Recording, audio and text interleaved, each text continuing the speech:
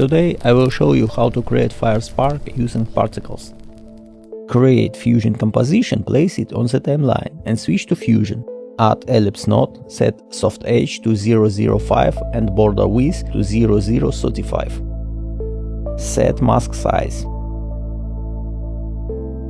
Add perimeter node. In the Style tab, set the mode to bitmap. Connect the ellipse node, then add p-turbulence and p-render. Connect auto media out.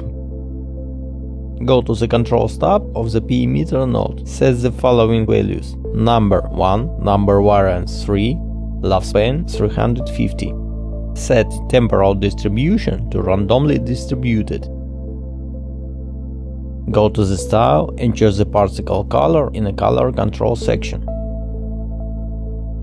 Open Size Control, set the size to 0.50 and size variance to 0.2. Adjust how the particle size changed over its lifetime.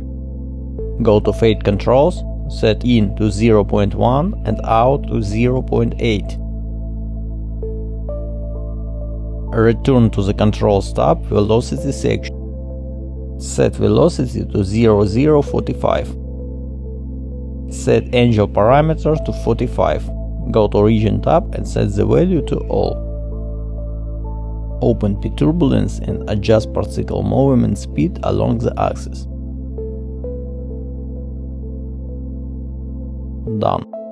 To enhance the effect, you can duplicate Fusion and adjust particle setting in the second version.